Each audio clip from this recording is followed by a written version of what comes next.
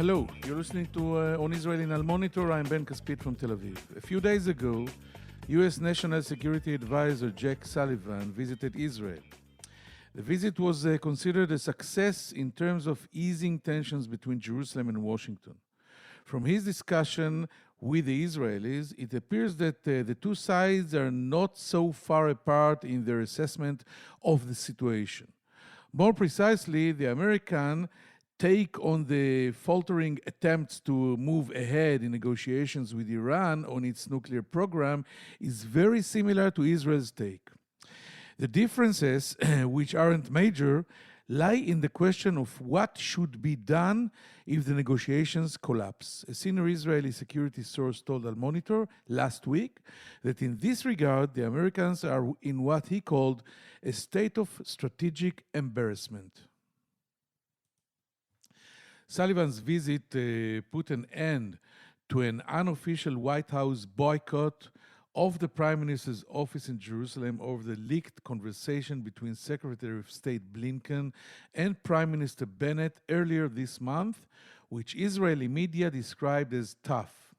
According to Channel 13 News, President Biden failed to return Bennett's call for several weeks in order to get back at him for using Blinken to score domestic political points by presenting himself as refusing to give in to the American pressure.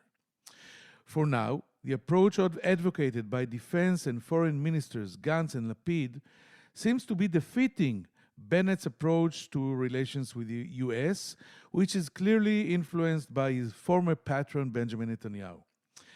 The Americans punched Bennett on the nose, a senior Israeli official admits. Now everyone is even. This source adds that Israel will continue to argue and even fight with the Americans behind closed doors, but would outwardly maintain unity because, as he says, we are all in the same boat and Israel doesn't have any other America. Today's guest represents the militant approach. We'll call it the Netanyahu approach on what Israel should be doing regarding Iran and ties with the United States. Reserve Brigadier General Yossi Kuperwasser is currently director of the project on regional Middle East developments at the Jerusalem Center.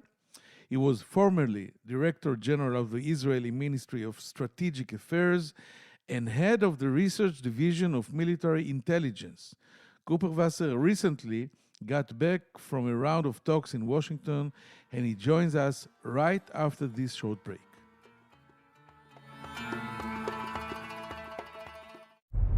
Hi, I'm Elizabeth Hagedorn, and I'm the State Department correspondent at Al Monitor. And I'm Joe Snell. I'm Al Monitor's video editor. Let's admit it, this past year has been difficult to stay on top of the news and sift through what's accurate and what's misleading. Let Al Monitor help you. If you care about the Middle East and North Africa, you should consider listening to Al Monitor's audio series On the Middle East with Andrew Parasalidi and Amber and Zaman, and On Israel with Ben Caspit. You can now watch our newest video podcast, Reading the Middle East with Gilles Capel. You can subscribe to these series on your favorite podcast platforms. And through a host of free daily and weekly newsletters, we offer a range of perspectives with the highest journalistic standards. You can subscribe to these newsletters at almonitor.com. As an award-winning media service headquartered in Washington, D.C., Al Monitor has a network of over 160 contributors around the world. So if you haven't done so already, be sure to visit almonitor.com, where you can find all of these newsletters and podcasts along with first-class reporting and analysis.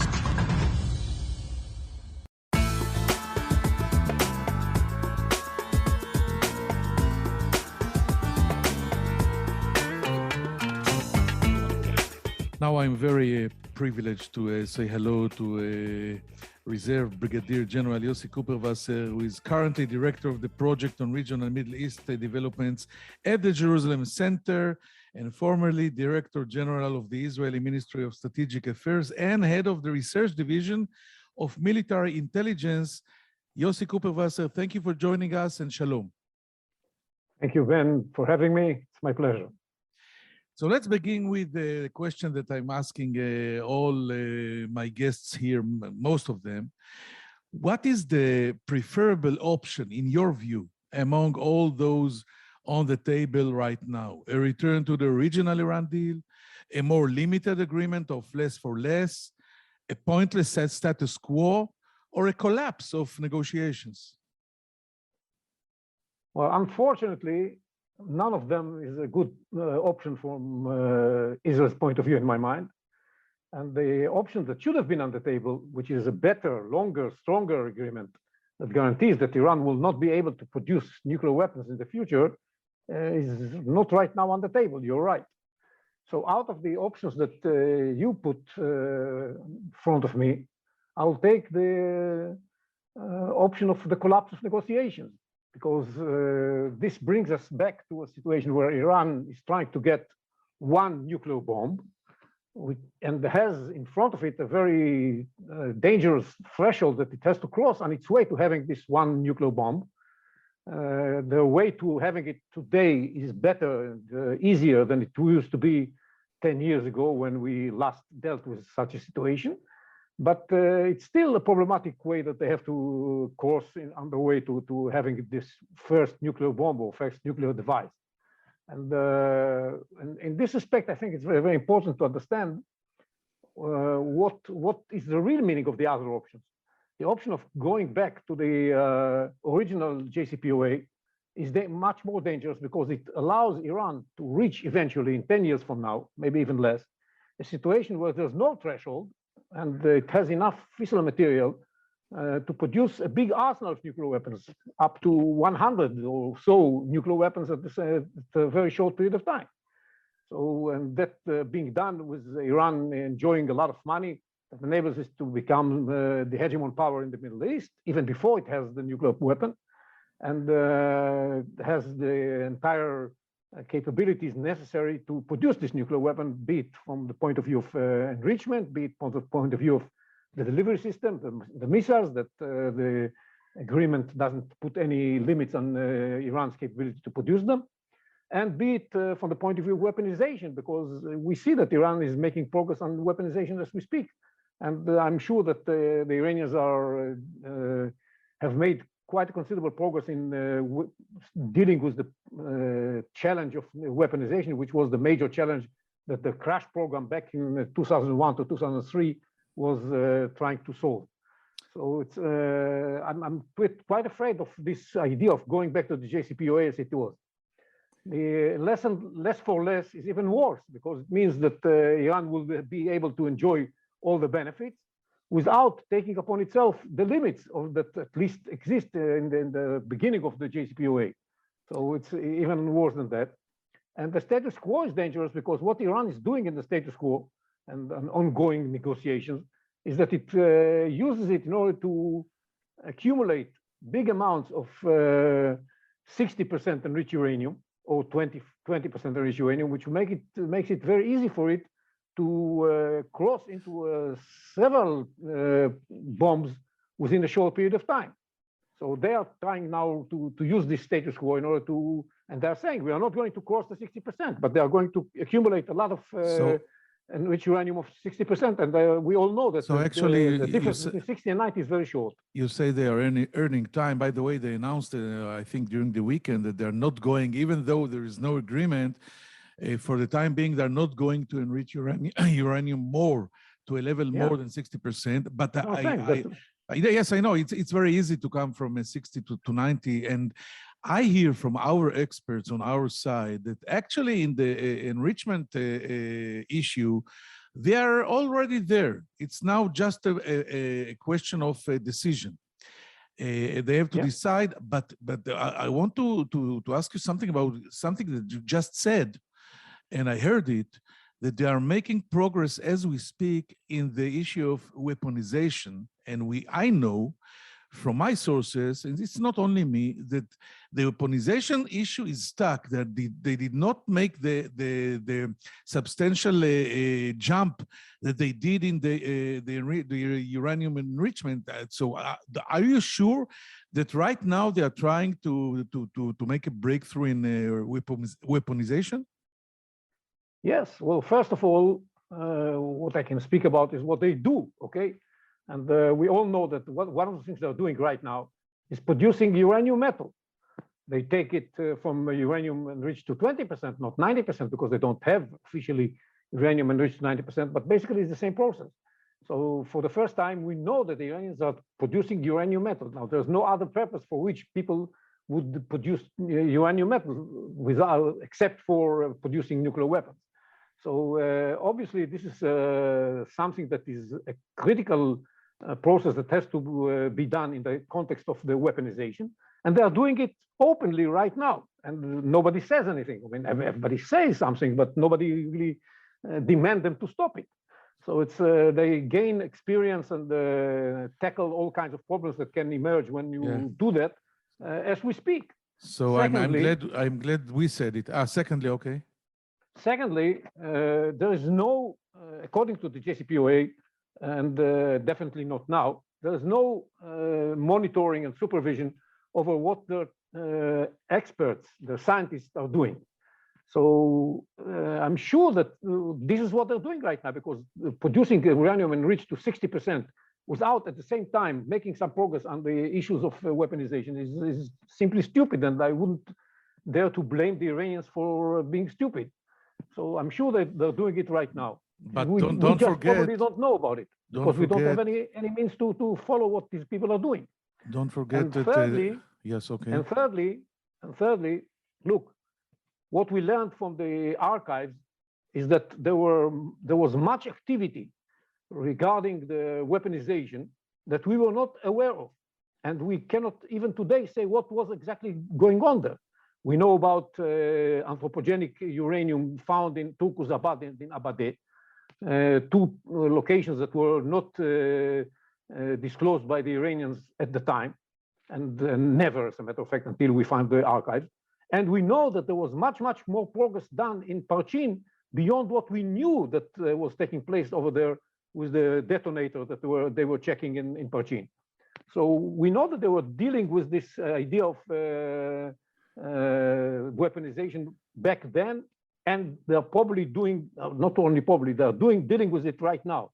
And so I'm sure that they make progress. If I try to analyze what you just said, as a senior intelligence officer formerly, and an expert, that it's a lot more difficult to follow and to get intelligence about weaponization than about the uranium enrichment stuff. But on the other hand, you do not forget, but I want to mention that they lost their major scientist, Fakhrizadeh, the founding father of this whole weaponization program. So maybe this is something that is causing them a delay. So at least I hope so, but I want to proceed and ask you, in light of the fact that the US administration is not keen on engaging and is distancing itself from warmongering on Iran, what policy should Israel adopt?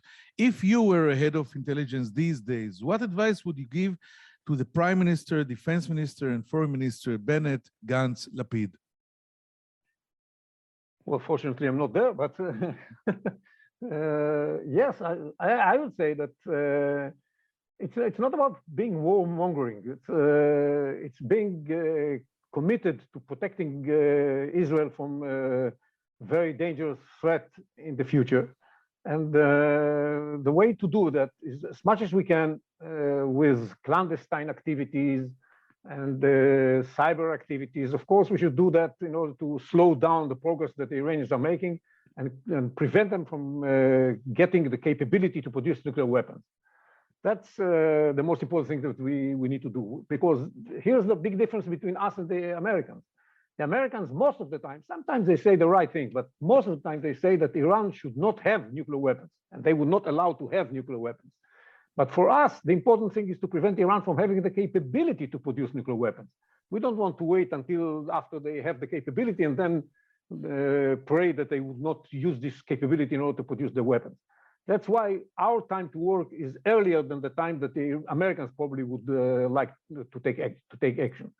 And because of that, we have to do that now. Now, to do it with a kinetic activity is problematic right now, as long as they don't cross a certain clear red line, and we have not even declared of any specific red line, unlike we did in the past. So it's very problematic to do that right now.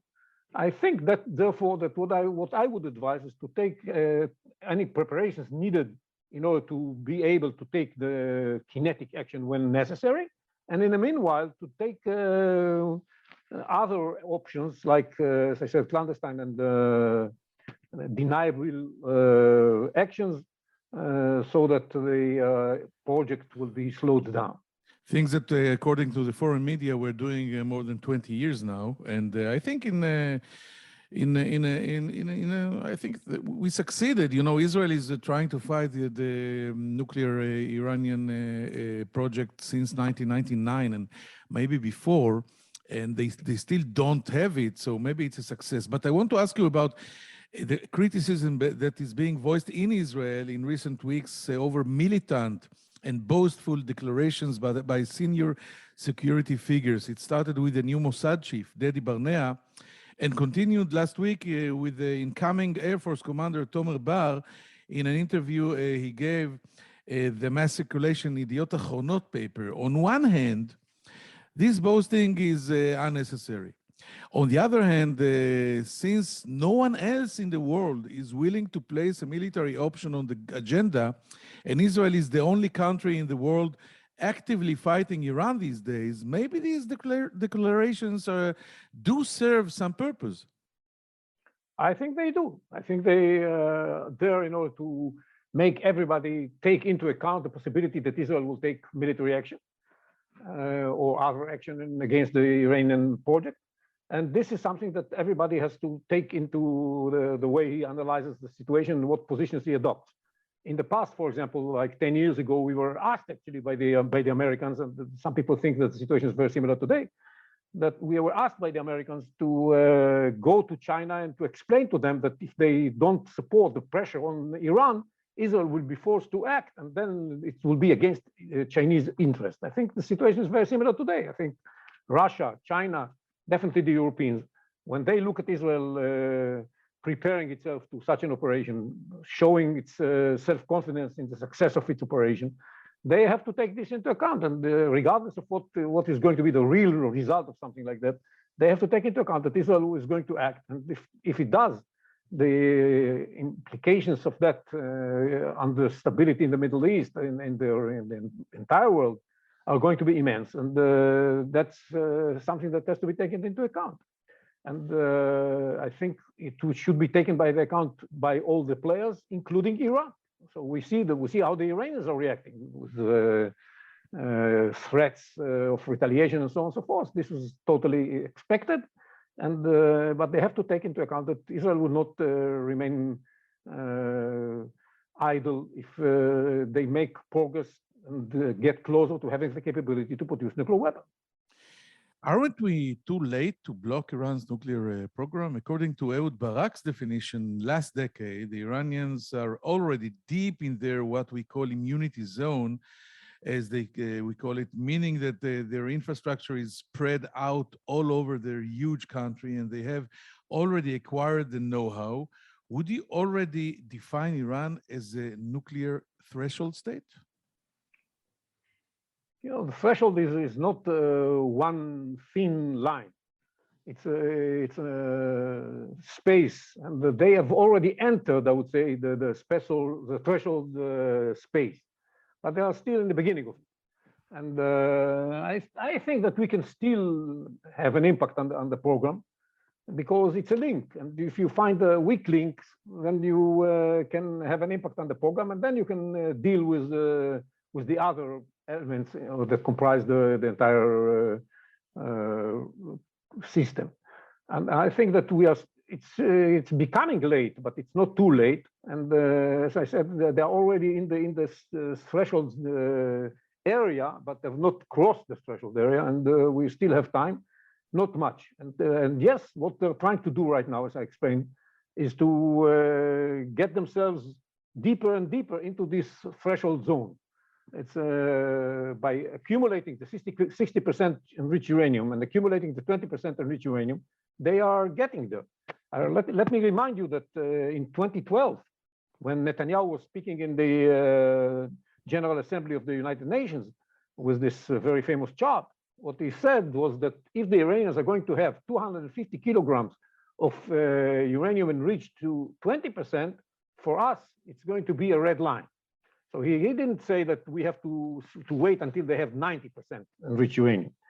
They are very close to the equivalent of that line today.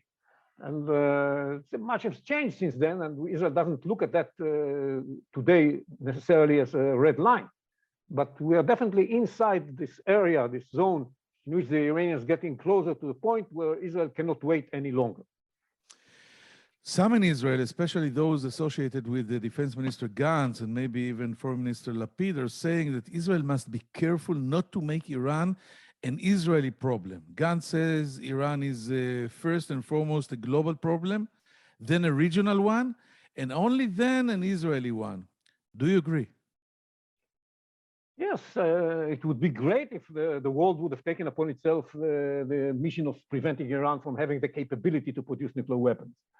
And it should have been like that. And the world doesn't deny that it has a responsibility here. And this is why it's not Israel sitting in the room, it's the EU5, the EU +3 plus 3. Or the P5 plus 1. But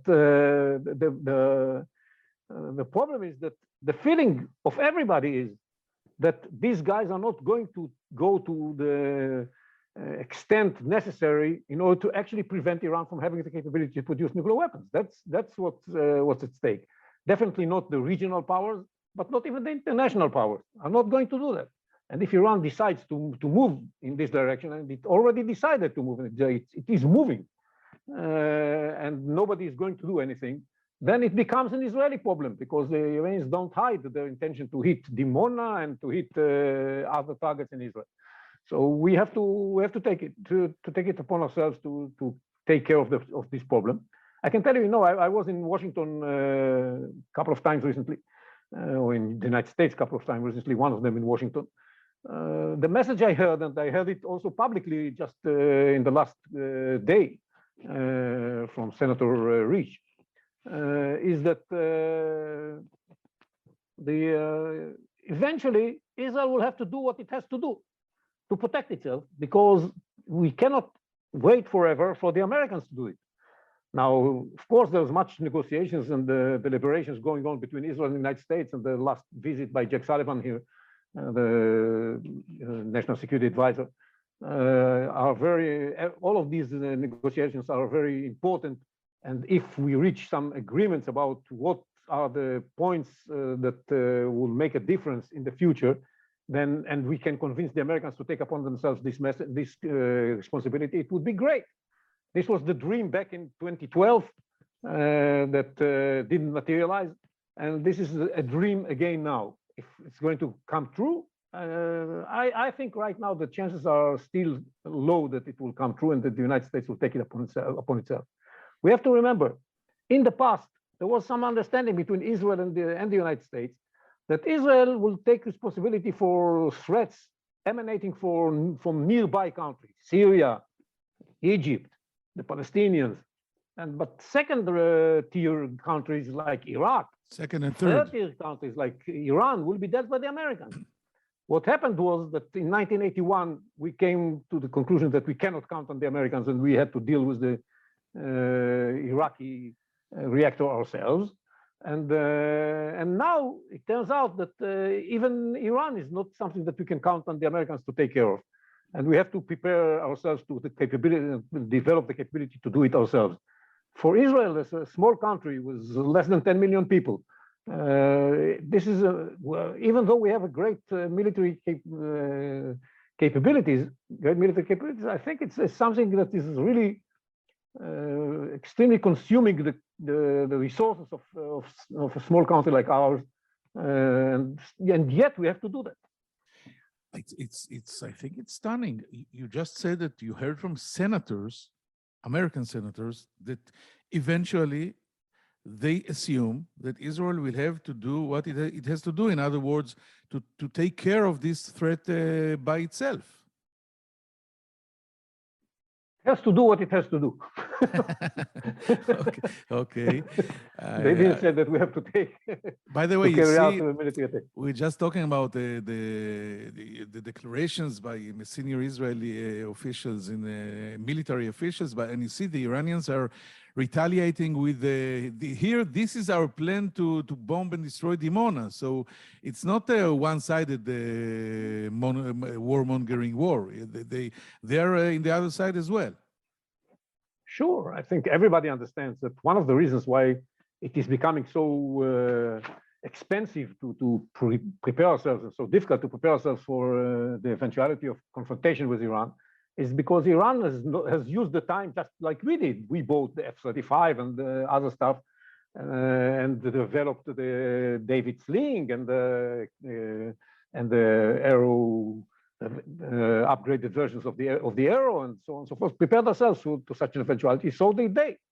And what we see today, for example, the battle in Syria is a battle between two sides that are trying to prepare themselves to the confrontation if it erupts in the best way. And we are trying to prevent Hezbollah from having more precisely guided rockets. And the Iranians are trying to push these capabilities to Hezbollah again and again and again and again. In spite of all the efforts that have failed, they keep trying.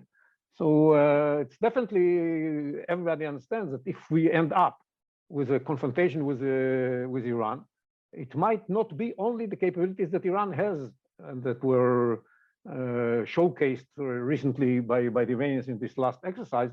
It's not only these capabilities, but also the capabilities Iran has given and provided its proxies in Lebanon, in Syria, in Yemen, even in Yemen, definitely in Iraq. In Gaza. In Gaza. We have to take all of these capabilities into account. It's not going to be an afternoon walk. We're not going to have any fun in this if it happens. Finally, I want to ask you, Yossi Kuperwasser, how do you see events unfolding in the Middle East if and when Iran becomes a nuclear power or a nuclear threshold state? In light of the massive funding Israel is allocating to this project right now, do you think Israel can recreate a real military option that would significantly delay the Iranians who are already on the verge of nuclearization? First of all, as you said before, we have delayed this program for quite a long time. When I was head of research division in the intelligence in 2002, and I presented the program after we managed to have enough pieces of the puzzle to say this is a military program. Our assessment was that if nothing goes wrong, they will be able to produce a nuclear weapon within 5 years. As you said, it's been now almost 20 years and they have not yet produced it. And by the way, we didn't know at the time that their plan was to have 5 bombs, actually 4 bombs, and one for testing by 2003, namely a year after we presented this program. So it's so definitely we gained a lot of time since then. Can we prevent it from materializing in the future? I think we can. I think we still can, but it's becoming more and more difficult, as you said. And look, coming back to your first question, how is the Middle East going to look like if they manage to? The Middle East is going to be much more difficult, and it's a difficult place as it is. But it's going to be a much more difficult place if Iran manages to gain the capability to produce nuclear weapons, because in my mind, once they gain the capability, they will produce it because they're going to be vulnerable at that time, and that's why they, in my mind, are going to use it and use the capability and produce the weapons. And this would mean regional arms race, and this would mean much more tendency, much higher readiness of the proxies of Iran and of Iran itself to use force against Israel and other moderate countries in the region. This is a very dangerous situation, including the possibility of threatening to use the nuclear capabilities against Israel, which is something that they did in the past. In 2003, Rafsanjani did that. So it's not something that we can rule out, and we have to take this into account when we assess what are the best options for Israel. Yossi Kuperwasser, it was a very interesting conversation, and thank you very much again for joining us here on Israel in Al Monitor. Toda Rabba, Yossi. Thank you. We're going to take a short break, and we'll be right after it with some final thoughts.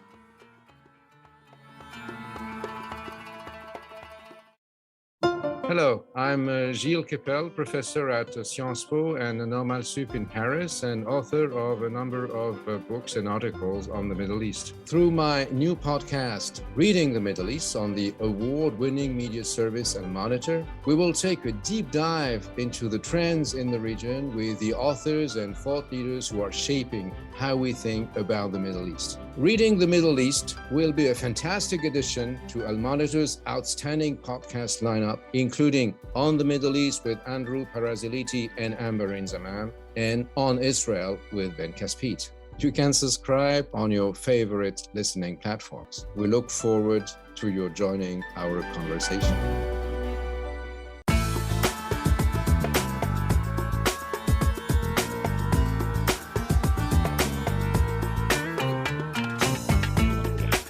Thank you for staying with us. Few very interesting headlines from this conversation with the Reserve Brigadier General Yossi Kuperwasser. First of all, I asked him about the boastful and militant declarations by senior security figures in Israel, the head of the Mossad, the incoming chief of the Air Force.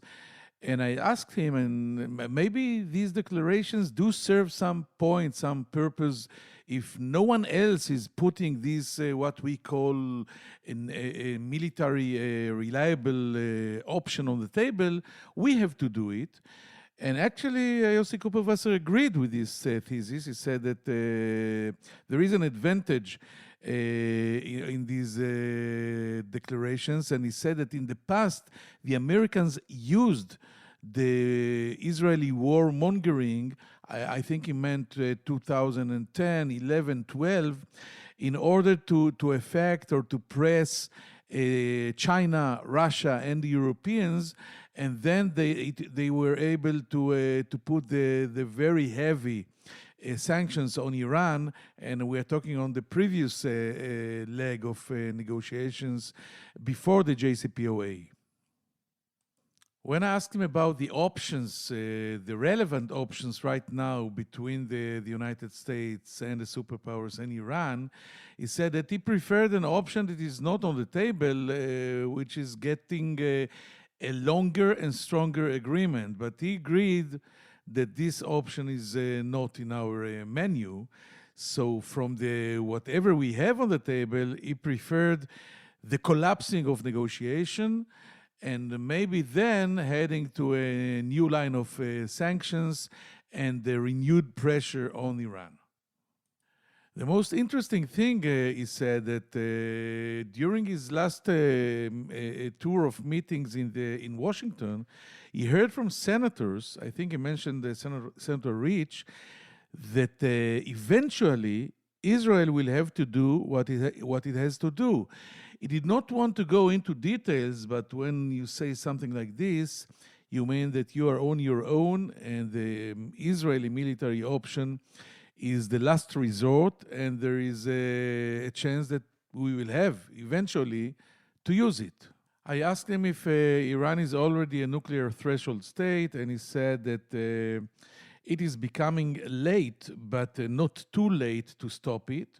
The Iranians are close to the red line of becoming a threshold state or to the threshold area, but they did not cross this red line yet.